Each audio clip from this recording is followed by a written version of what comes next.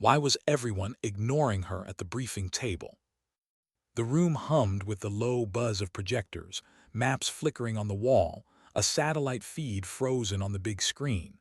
Officers leaned over stacks of paper, trading clipped words, sliding markers across the map like chess pieces. But no one looked at her. Not once. She sat near the end, a shadow with a uniform. The insignia on her shoulder didn't carry weight here. Not to them.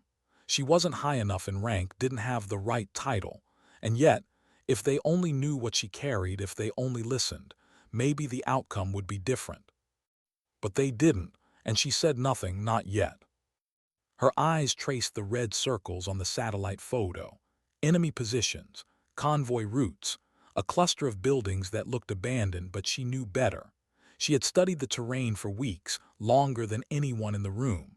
She knew the cracks in those walls, the shadows where rifles waited. And still, the conversation moved around her as though she were glass. "Two squads here," one officer said, tapping the marker. "Support team drops in by helo." "And the sniper nest on the ridge?" another asked. "Already neutralized," came the quick reply. Already neutralized. The words snagged her like barbed wire. She knew that wasn't true. She had proof in her notes, photos she'd risked herself to take, listening posts that picked up movement. But the weight in her chest kept her silent. If she spoke now, they'd dismiss her again. She thought of her father's voice, steady, firm. "Pick your moment. Don't waste your words. Silence can be your ally." He had never worn a uniform, never fought a war, but his lessons echoed louder than any general's orders. So she waited. When the meeting ended, chairs scraped back, boots echoed across the concrete floor. Laughter. Caffeine-stained cups tossed into bins. One by one they left, leaving the map abandoned under the dim light. She stayed in her seat, still as stone. Only when the last officer's shadow slipped through the doorway did she stand. She walked to the map. Fingers brushed over the circles, the arrows, the places where men would walk into fire. Her throat tightened. Not because she doubted the mission, but because she knew it wasn't what they thought it was. There was something she hadn't told them, something only she had seen. She folded the map, slid it under her arm, and stepped into the hallway. The air smelled of oil and dust, the hum of generators vibrating through the metal walls. Outside, the desert night waited, cool wind against her skin. A storm was gathering somewhere beyond the horizon. She could taste the grit in the air. "Hey!" The voice stopped her. She turned. It was Ruiz, one of the younger corporals. He wasn't supposed to be here, not at this hour, but his eyes carried that restless energy of someone too wired to sleep. He nodded at the map. "You looked like you wanted to say something in there." Her lips parted, then closed again. She studied his face, dark eyes searching hers, no judgment, just quiet curiosity. For a moment she wanted to tell him everything, the doubts, the danger, the weight pressing down on her chest. But she didn't. Instead, she forced a small smile. "Just paying attention," she said. Ruiz didn't press.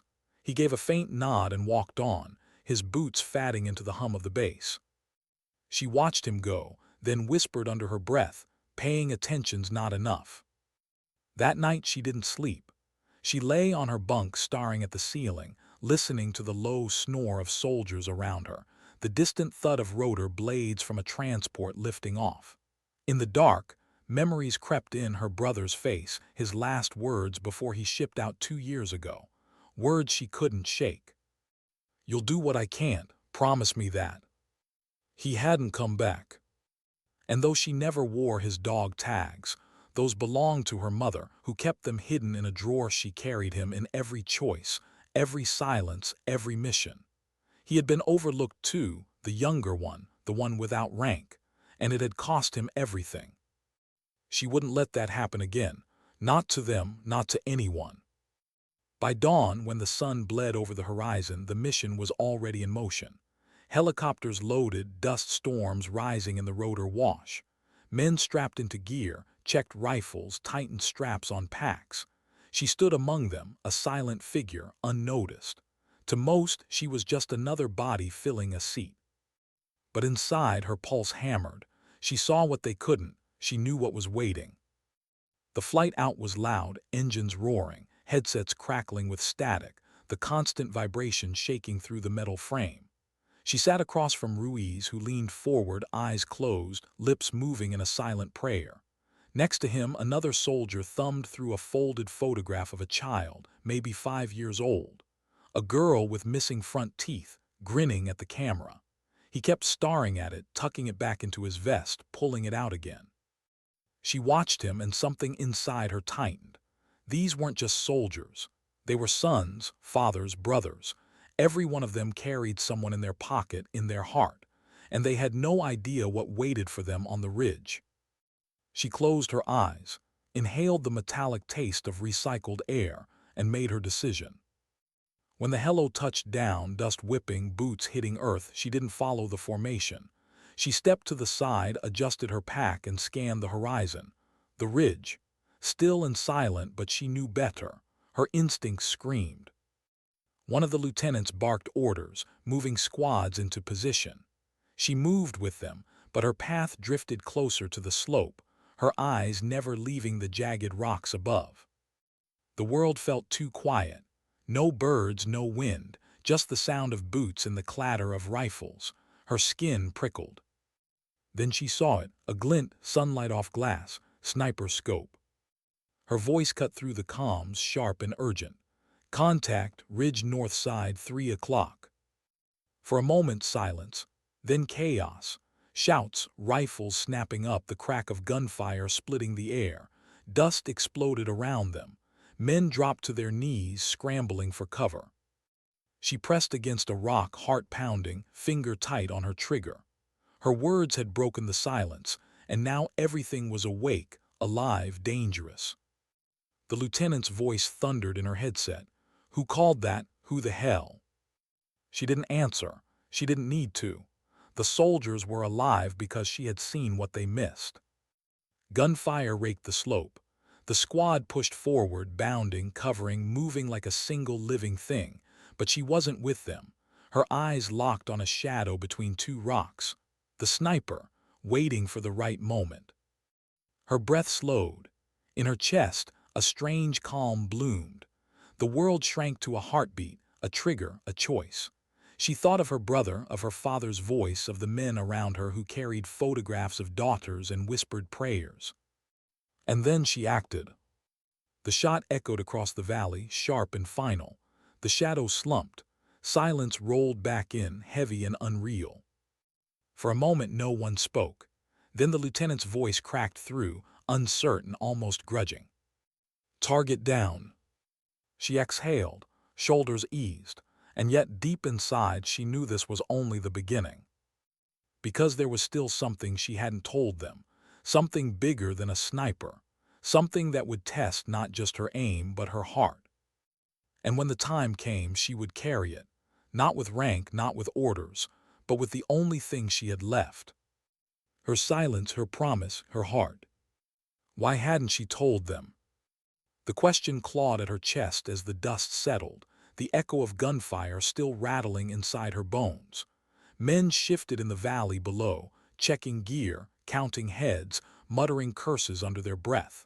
The lieutenant barked into the comms, demanding clarity, demanding names, but no one answered. Not yet. She stayed behind the rock, eyes still on the ridge, waiting for the movement that never came. The sniper was down. She knew her shot had landed, but the silence afterward didn't feel like relief. It felt like the breath before a storm. A hand touched her shoulder. She turned sharply, rifle ready, but it was Ruiz. His face was pale beneath the dust, his jaw tight. He didn't say anything at first. He just looked at her, then at the slope where the shot had landed. His eyes said what his lips didn't: "You saved us." But when his mouth finally opened, the words came different. "How did you know?" Her chest tightened. How could she explain? That she'd been watching for weeks, that she'd seen the patterns no one else cared to notice, that she had maps in her pack with circles and arrows pointing to the places where danger bloomed. She had studied the ridge like a language, read it like scripture. She couldn't tell him, not yet. Just a feeling, she said instead. Ruiz didn't believe her. She could see it in the crease of his brow, the way his lips pressed together. But he didn't push. He just nodded once and moved back toward the others. The squad regrouped. Radio chatter buzzed louder now, officers trying to patch together an explanation for what had just happened. The lieutenant finally barked for them to move. No one questioned it. Orders were orders. Boots crunched gravel, rifles clicked, dust rose with every step. She fell into line, silent, her mind spinning.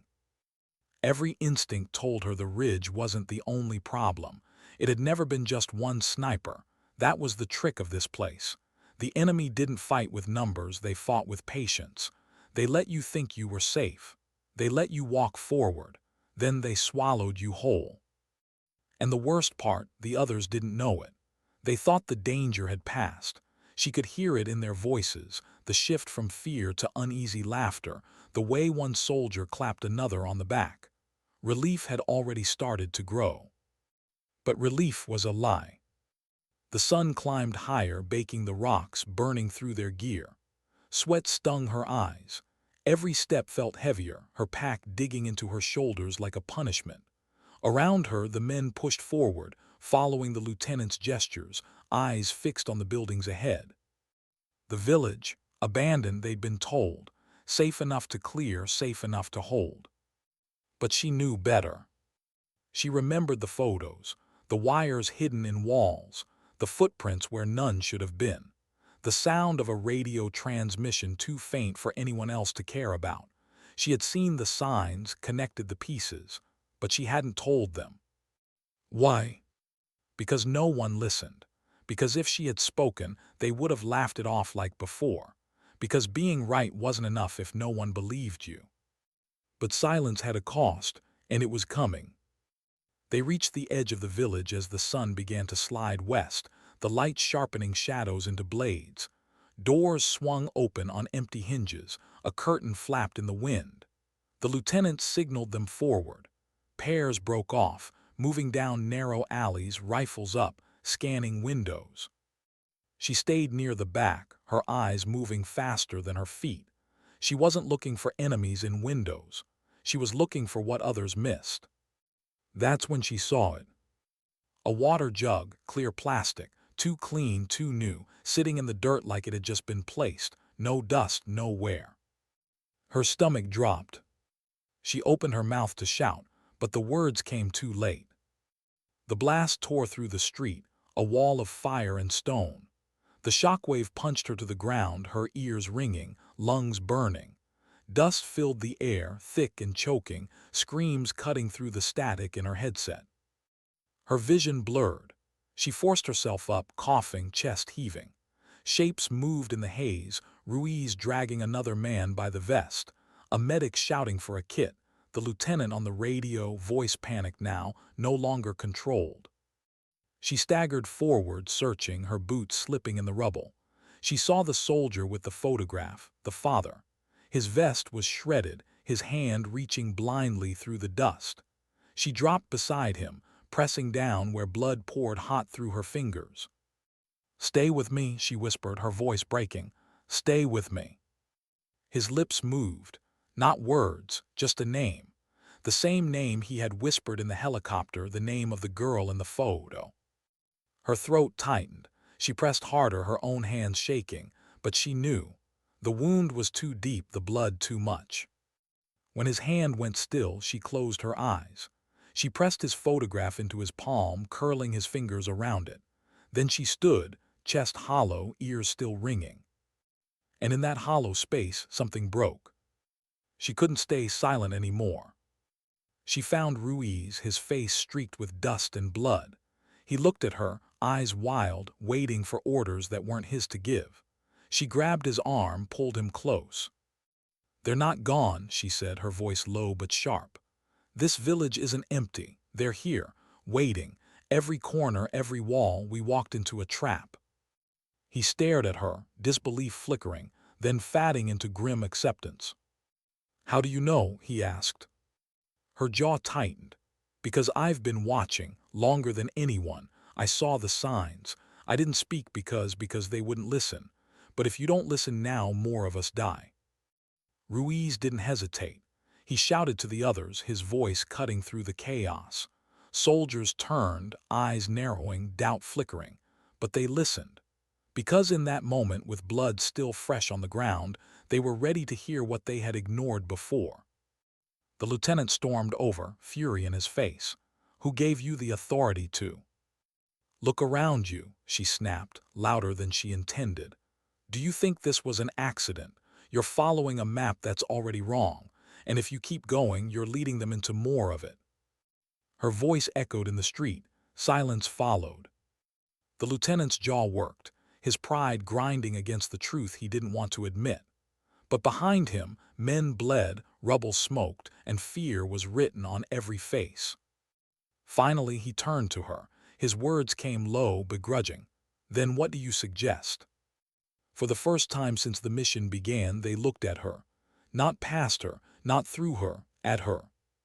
Her chest rose, breath sharp, steady. "There's another way through," she said, "but you have to trust me."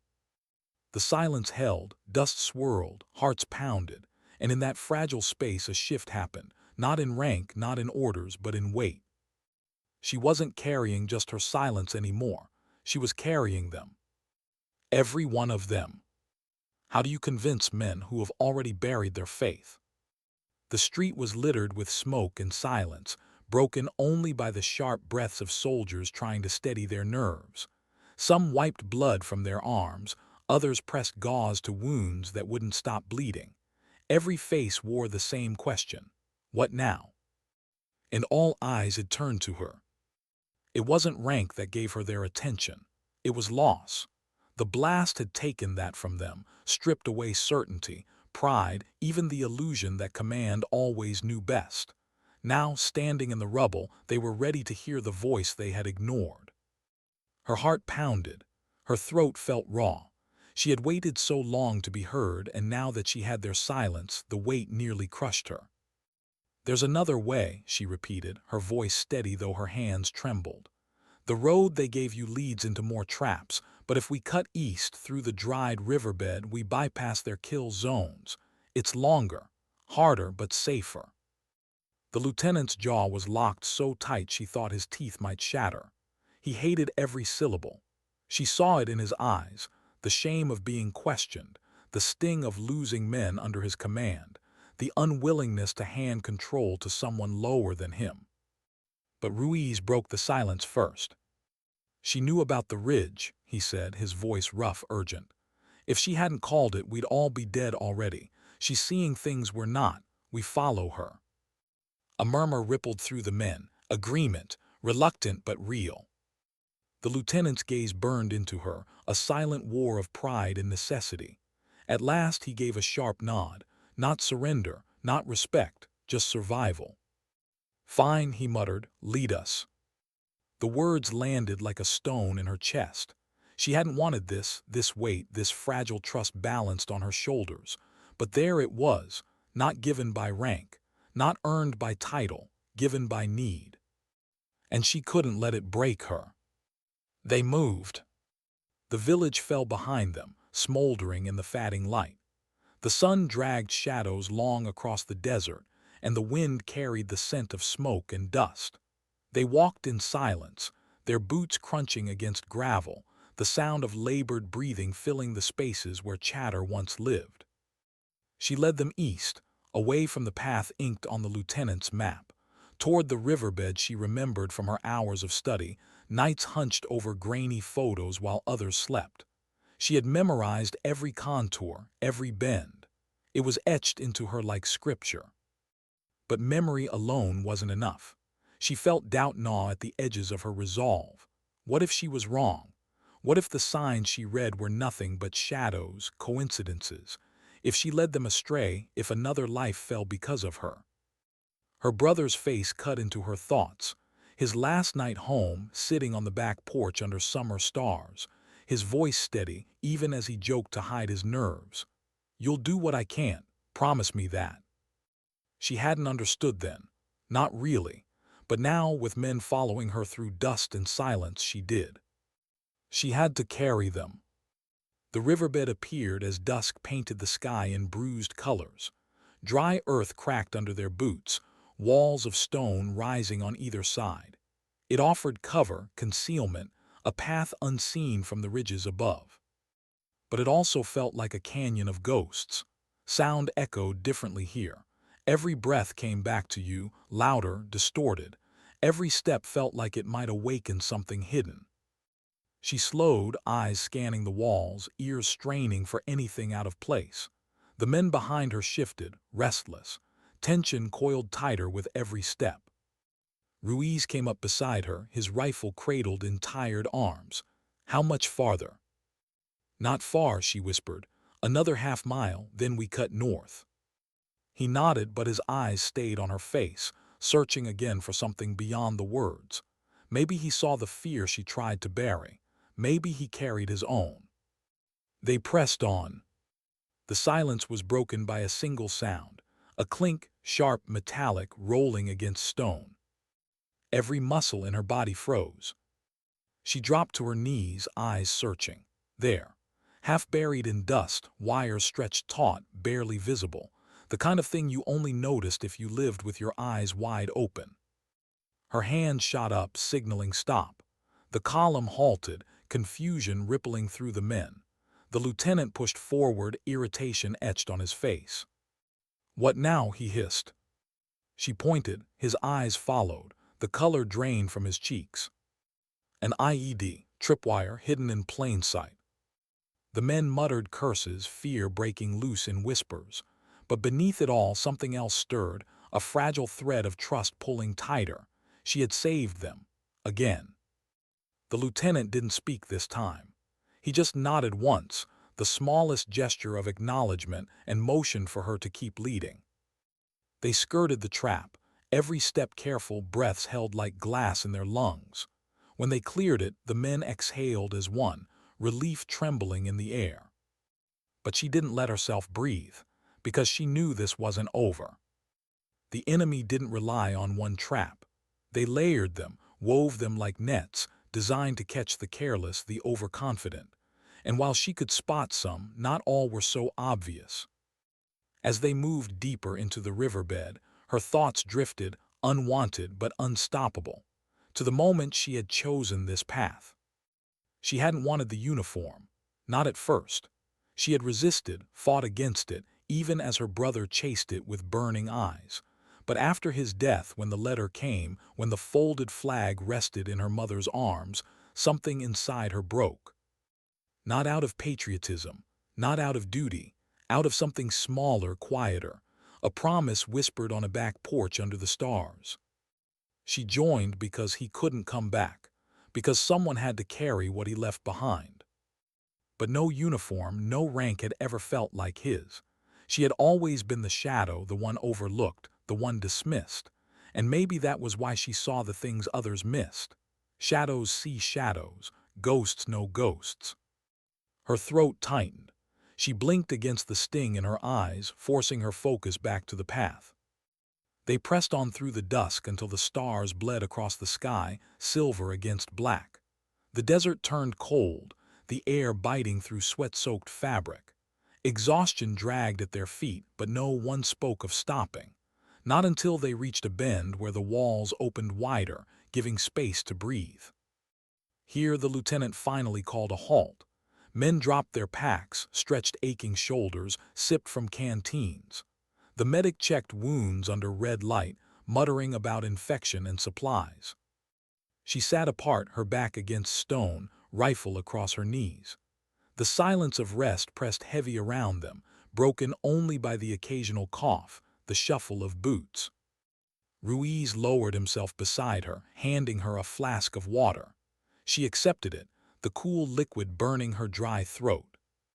"You carry this like it's yours," he said quietly. Her eyes flicked to him. "What do you mean?"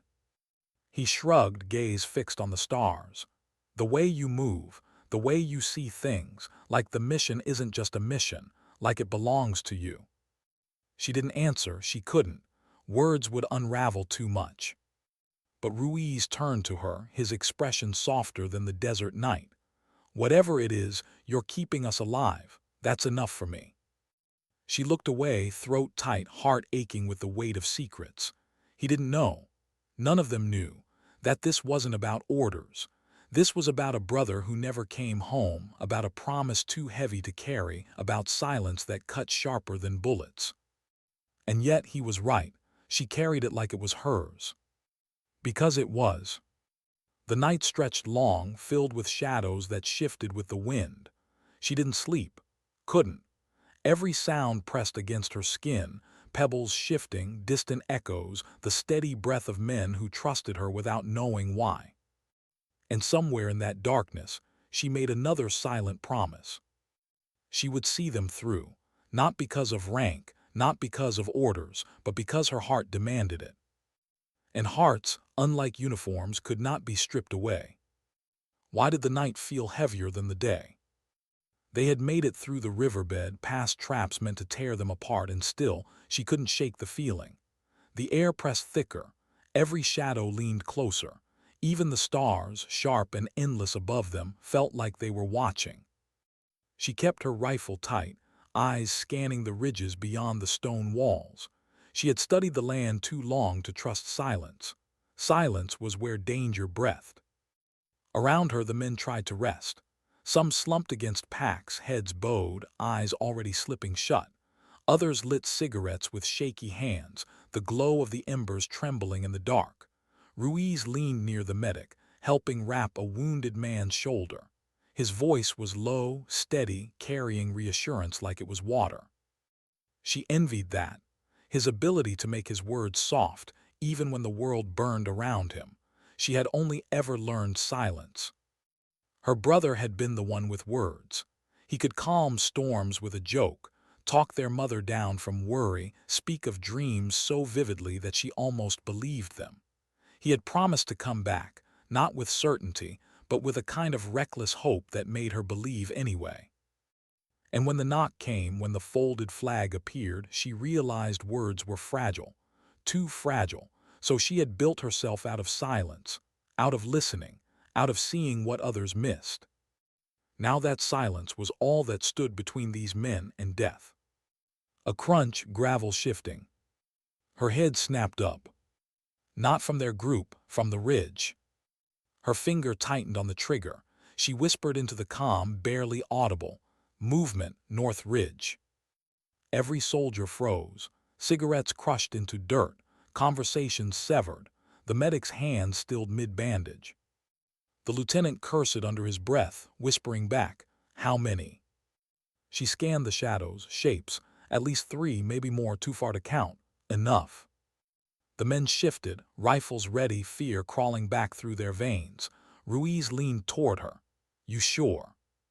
Her jaw set, "I'm sure." The silence stretched, suffocating. Then, like the snap of a wire, gunfire erupted. Bullets chewed into stone, sparks exploding in the night. Men dove for cover, curses and shouts cutting through the chaos. The medic pulled the wounded man flat against the ground, shielding him with his own body. She pressed into the dirt, her rifle steady, her breath slowing. Training took over. The world shrank to a scope, a silhouette, a trigger, one shot. Another. Shadows toppled, but more kept coming. The air filled with the stench of gunpowder, the metallic tang of blood. Her ears rang, but beneath it she heard something worse, panic. The men were breaking. Fear was louder than orders. She crawled forward, out from the cover of stone, closer to the open. Her chest burned, every instinct screaming to stay down. But she couldn't, not if they collapsed. Her voice cut sharp across the calm. "Hold the line, focus fire, left ridge, don't scatter." And they listened, not because of rank, not because of orders, because she spoke like someone who had no choice but to be heard. Ruiz's rifle barked beside hers, each shot measured. He shouted positions, his voice weaving with hers, steadying the men. Together, they pulled the line back from the edge of panic. Minutes stretched into years. Finally, the gunfire thinned. The ridges quieted, only echoes remained. Then silence. But this silence wasn't empty, it was heavy. The men didn't cheer. They didn't clap backs or joke about survival. They just breathed hard and ragged, their faces ghostly in the starlight. They had seen too much to celebrate. The lieutenant emerged from cover, sweat streaking his face, his hand trembling as he wiped it. His eyes met hers, not with gratitude, not with warmth, but with something closer to resignation. He knew, without her they wouldn't have lasted. Still, he didn't speak. She didn't expect him to. Instead, she turned back to the men. She counted them, one by one, her lips moving silently. 2 missing, 2 gone in the first volley.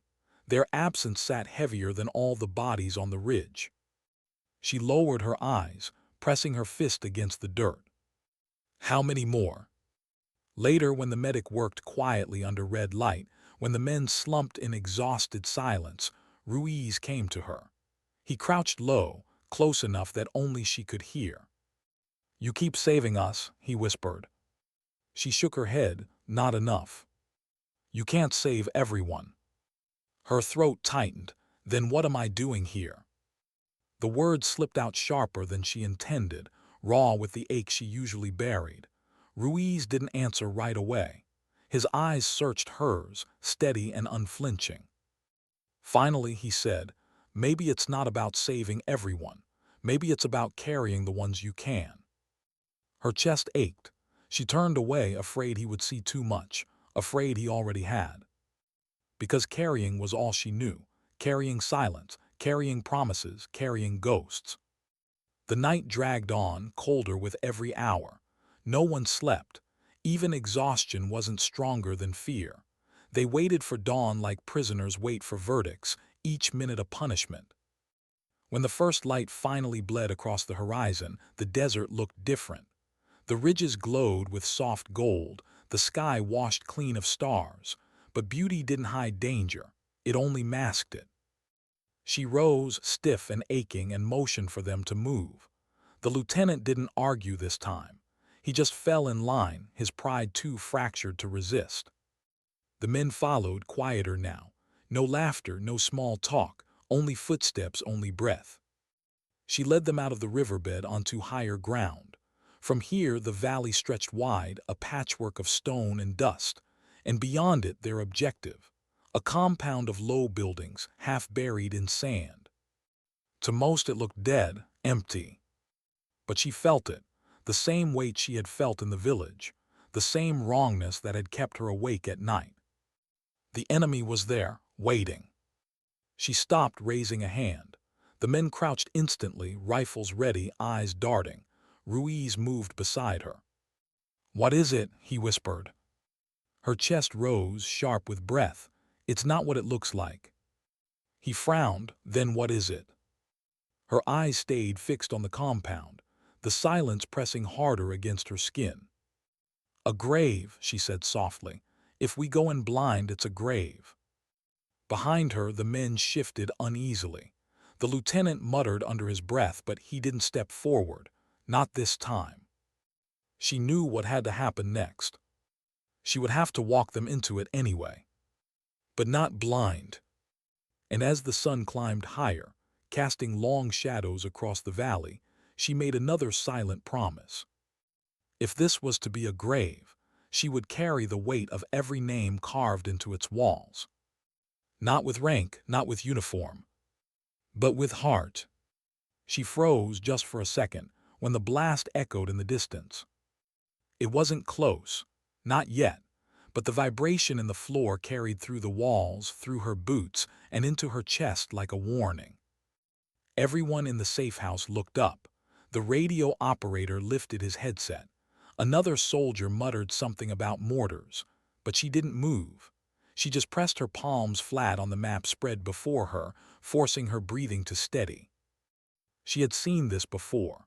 The rhythm of an assault starting, the hesitation of defenders who didn't know yet if it was real or just testing fire. And she knew testing never stayed testing for long. Her voice cut through the room, low but sharp.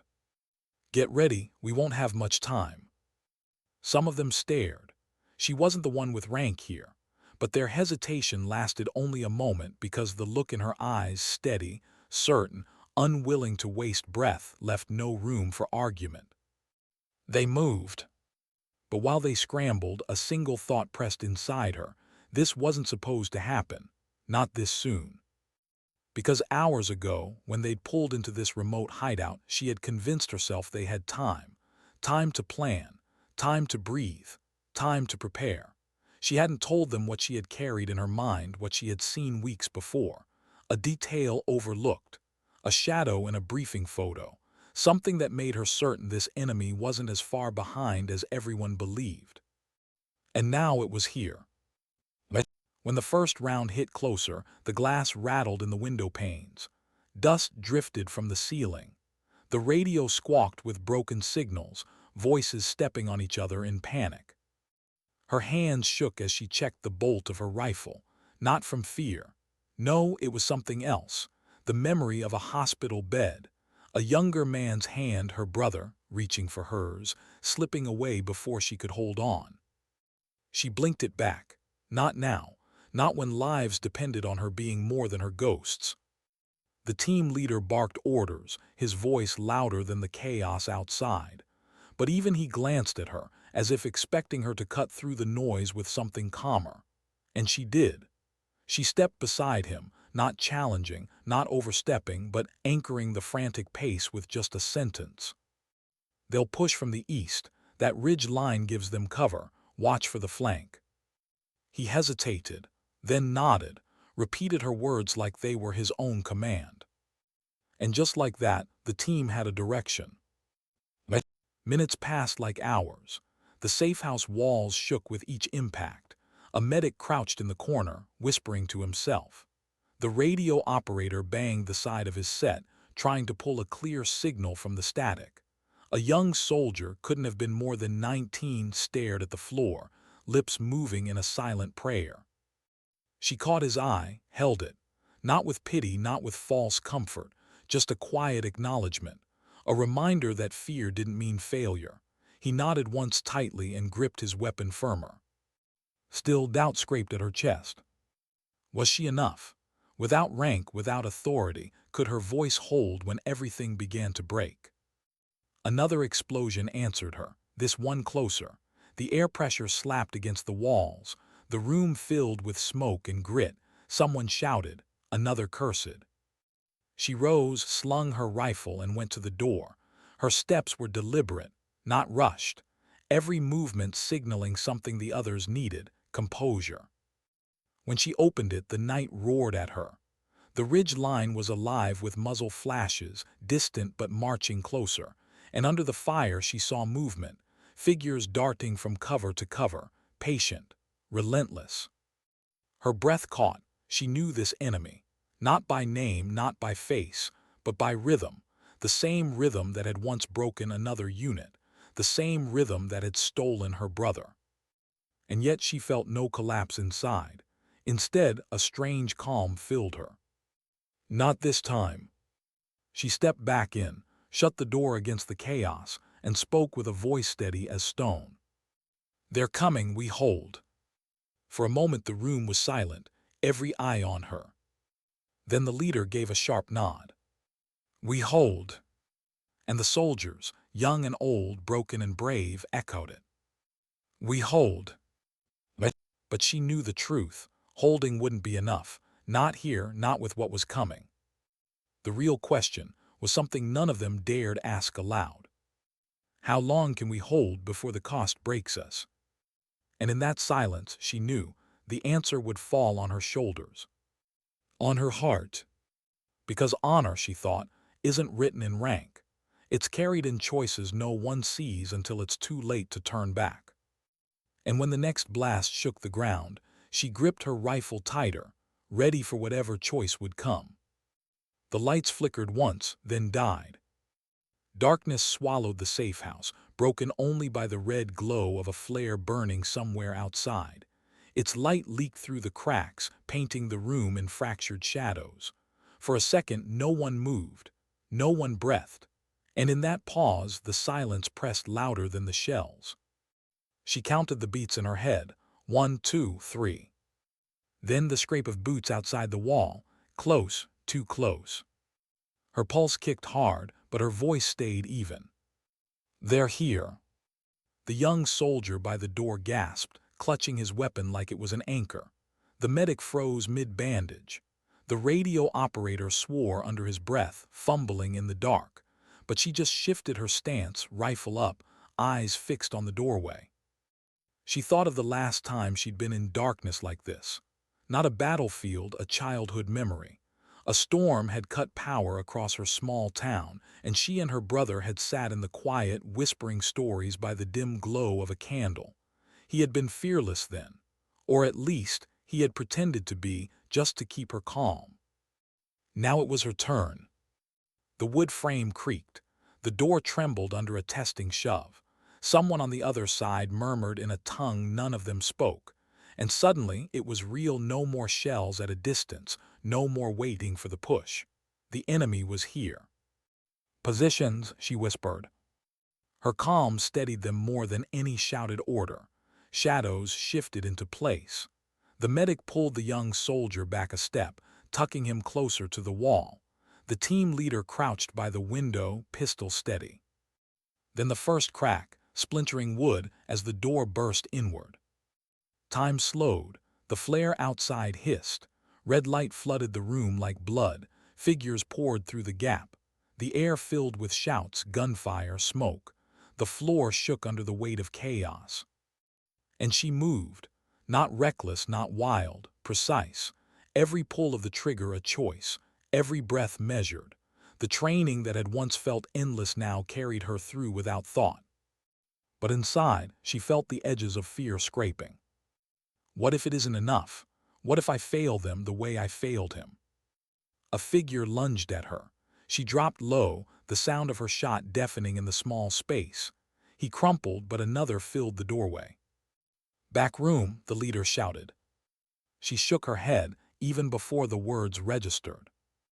"No, we stand here." Because retreat meant surrender, and surrender meant the ridge would fall. They fought, seconds stretched. The safe house became a furnace of smoke and noise, but through it all she anchored herself to one thought: as long as I breathe, they will not fall alone. Then suddenly silence again. The doorway was a frame of bodies and ash. The flare outside fizzled to nothing, plunging everything into heavy dark. Someone coughed, someone else whispered, "Are we clear?" She didn't answer, not yet. Her ears strained, searching for the rhythm beyond the walls. And there it was. The slow clap of boots pulling back, regrouping. They weren't done. This was only the beginning. Her chest ached, not from the fight, from the weight of knowing they would come again. Harder, smarter, and the question returned: how long could they really hold? The young soldier broke the silence. "My mom," she said, "if I ever got scared, I should just count my breaths. One at a time, just keep counting." His voice trembled, but he wasn't hiding. No one mocked him. No one laughed. Because in that fragile honesty, they all found a piece of themselves. She looked at him, and in the dark her voice softened. "Then keep counting, because we're not done yet." She felt them steady around her. Small fragments of hope, fragile but real. She leaned against the wall, rifle across her knees, eyes fixed on the blackness where the enemy would return. And somewhere deep inside, she admitted what none of them dared. "We might not make it." But still, she whispered the words that had carried her this far. Words not meant for the team, but for the memory of her brother. "I won't leave them, not like I left you." And in the silence that followed, she waited for the next storm. Why did the night feel heavier after the silence? No more boots scraping outside. No more gunfire slamming against the walls. Just quiet, too quiet.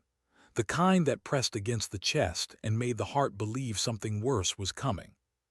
She sat with her back to the wall, rifle balanced across her lap, eyes fixed on the doorframe splintered by the last assault. Every shadow seemed alive. Every breath of wind through the cracks felt like it carried warning. Her muscles ached, but she forced them still. Stillness was its own message. If the others saw her calm, they would cling to it. The young soldier whispered, Do you think they'll come back? She didn't answer right away. She thought of her brother again, how he used to hate silence after storms. As a boy, he'd creep into her room, asking if she thought the thunder would roll again. She'd always smile and tell him the truth. Yes, probably, but they'd get through it. Now she breathed in slow. They always come back. The boy flinched, then he nodded, because honesty, even sharp, steadied more than empty comfort. But hours passed, though time felt shapeless. They patched the walls with what they could. The medic moved quietly, checking wounds by touch and by memory, whispering prayers under his breath. The radio operator kept twisting dials, begging for a clear channel through the storm of static. And she walked the perimeter, step by step, fingers trailing along the rough walls, listening. She listened harder than anyone else because she knew sound was the first betrayal of what was coming. But in those steps something else followed her, doubt. Had she done enough? Was her stubborn choice to hold here saving them, or only delaying the inevitable? She leaned against the frame of a cracked window and stared at the ridge line. Moonlight painted it silver, a cruel kind of beauty. Somewhere beyond that ridge the enemy was gathering, patient, endless. She whispered, barely audible even to herself. What am I proving here? Because it wasn't about medals. It wasn't about recognition. No one outside this room would ever know her name. But deep down, she knew the answer. She was proving something to him, to her brother, to the memory of the one she couldn't save, that his life hadn't been swallowed into nothing, that she could carry the weight he left behind. But just before dawn, the first sound reached them. A distant thud, not shells this time, not mortars, something heavier, slower. Engines. Her stomach turned. Vehicles meant escalation. She moved quickly, waking the ones who had dozed off. Her voice was low, steady, almost gentle, but it cut through the fog of exhaustion. They're bringing armor. The words landed like a stone dropped in water. Ripples of fear spread across the room. The leader swore softly. We can't hold against that. No, she said, and her tone, flat, certain, stopped him from spiraling. We can't, not head on. They stared at her, waiting for more. She studied their faces in the dim glow of dawn, every one of them exhausted, bruised, frayed at the edges, yet still here, still alive, still looking to her even without stripes on her chest. Something tightened in her throat. She hadn't asked for this, she hadn't wanted it, but it was hers now. So she spoke. We'll move before they surround us, leave the house, take the ridge before they do, make them fight uphill, not us. A pause, the kind that weighs more than noise. Then the leader gave the faintest smile, not of amusement, of surrender, not to her authority but to her conviction. Then we move. But they slipped into the pale morning like shadows, packs tight, weapons ready, each footstep measured. The safe house they left behind sagged under its scars, but it had done its part. Now the ridge would decide. Climbing was agony. Every muscle screamed from the fight hours before. Every breath stung in lungs already filled with smoke and dust. But the higher they climbed, the more the horizon opened, and the more she felt something else, clarity. Her brother had once loved hills. As kids, he'd always race her to the top, laughing when she lagged behind, then waiting at the crest with his hand outstretched. Come on, he'd say, you can do more than you think. Now, with the ridge looming above, she whispered into the wind. I'm still climbing, I'm still trying. At the crest, they collapsed into the dirt, chests heaving, eyes scanning the valley below. And there it was. Engines growling, vehicles rolling, dozens of them cutting across the open plain toward the safe house. The young soldier muttered, God. But she didn't. She simply raised her rifle, sighted down the slope, and breathed. The enemy thought the ridge was theirs. They thought the house was the trap, but she had shifted the board. For now. Yet deep down she knew this wasn't about winning anymore. It was about how much they could give before they broke. How much she could give. And as the first vehicle reached the husk of the safe house below, she whispered to the ghost at her side. "Watch me, brother. Watch me hold." Dawn was only half born when the first shots cracked across the valley. She pressed her cheek to the rifle stock, the cool metal grounding her against the tremor in her hands. The ridge gave them height, but not time. The enemy vehicles fanned out below, infantry spilling from their sides like shadows detaching from the earth. She whispered the words she hadn't said out loud all night. "Not long now." The boy beside her glanced up, face pale under the grime. "What do we do when they get too close?" Her lips pressed into a line. She wanted to lie, to say reinforcements were coming, to say someone somewhere knew their names, but lies were fragile. The truth, even sharp, lasted longer. "We hold until we can't." His throat bobbed. He nodded anyway, because he needed something to believe in, and if it wasn't salvation, then it would be her. The firefight opened like a storm breaking. Bullets chewed the dirt around them. Muzzle flashes winked in the rising light. She squeezed the trigger once, twice, felt the recoil jolt through her shoulder. Targets dropped, but more filled the space, endless, relentless. Every sound carried weight, the crack of rifles, the hiss of ricochets, the grunt of someone struck. She wanted to scream each time, to run to them, to heal. But she couldn't. Her job wasn't to save every wound. Her job was to keep the line from breaking. Beside her, the leader barked commands. The medic shouted warnings. The boy whispered numbers as he counted his breaths, one at a time. And through it all, she kept firing. Not from rage, not from desperation, but from something deeper, promise. Promise that this stand would mean something, even if only to the ghosts. Hours blurred into fire and silence, fire and silence. Waves came, broke, pulled back. Each time fewer of her people rose from the dirt. Each time her chest grew heavier.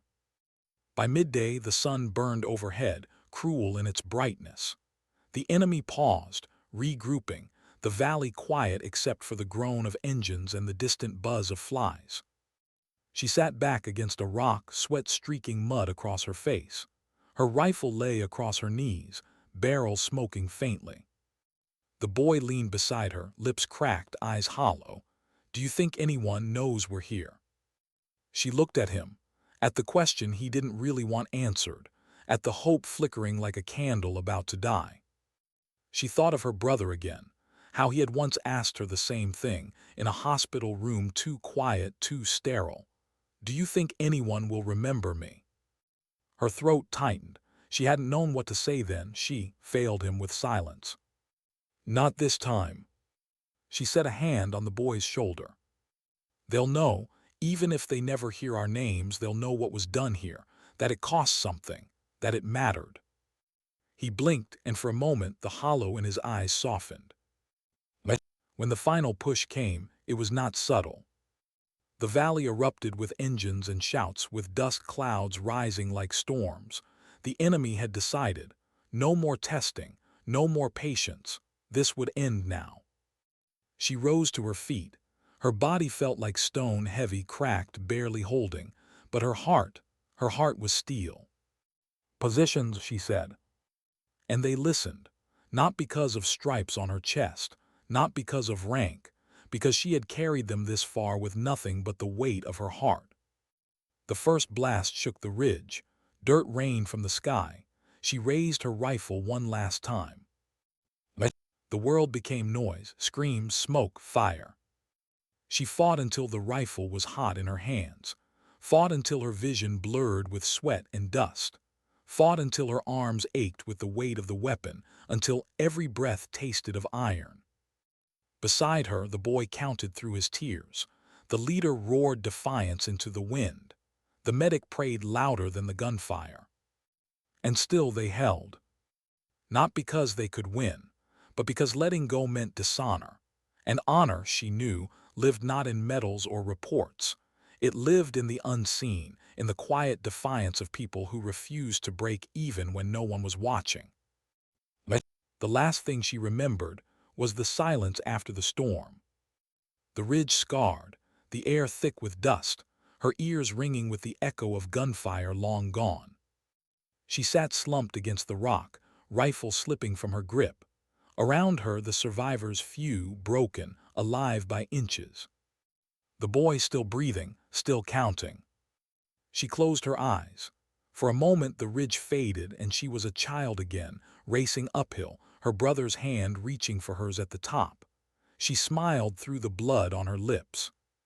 "See," she whispered, "I made it." And though no banner flew above that ridge, though no history book would mark their names, something lingered there long after the dust settled. The truth that dignity doesn't shout. It doesn't demand. Sometimes it doesn't even wear a uniform. It simply acts. Quiet, steady, unseen. And it leaves behind a silence that means more than words ever could.